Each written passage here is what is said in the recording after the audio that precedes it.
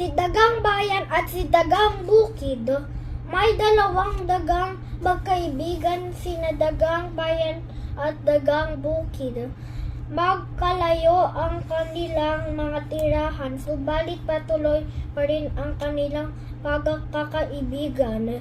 Isang araw, dinalaw ni Dagang Bayan si Dagang Bukid. Napakalayo ng lugar mo. Nagutom ako sa pagod. Kumain na tayo, ani Dagang Bayan. Wala akong pagkain dito. Halika, maghanap tayo. Sagot ni Dagang Bukid.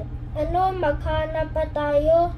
Di makapaniwalang tanong ni Dagang Bayan. Oo, ganyan talaga dito sa bukid. Hahanapin mo muna ang iyong kakainin. Malumanay ang sagot ni Dagang Bukid. Naglakad silang dalawa sa may daan. Nakakita sila ng supot. Dali-dali nilang itong binuksan. Tinapay. Masarap na tinapay. Sabi ni Dagang Bayan. Teka, akin yan. Ako ang unang nakakita riyan. Sabi naman ni Dagang Bukid. Tango lamang ang tugon ng kanyang kaibigan. Hinati ni Dagang Bayan ang tinapay. Inabot niya ang maliit na bahagi kay Dagang Bukid.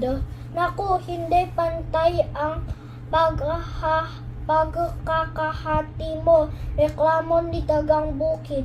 Oo nga no, bawasan natin, sagot ni Dagang Bayan, at pagkatapos ay kinagatan niya ang mas malaking bahagi. Naku, lumiit naman itong isa, sabi ni Dagang Bukid. Kinagat naman ni Dagang Bayan ang kabilang bahagi ng tinapay. Naku, lumiit ng pareho. Himutok ni Dagang Bukid. Para walang problema, akin na lang lahat ito. Ang sumunod nating makikita ay sa iyo naman, sabi ni Dagang Bayan. Sabay subo ang lahat ng tinapay dito. Nakahalata si Dagang Bukid. Niloko mo ako. Paano kung wala tayong makitang pagkain?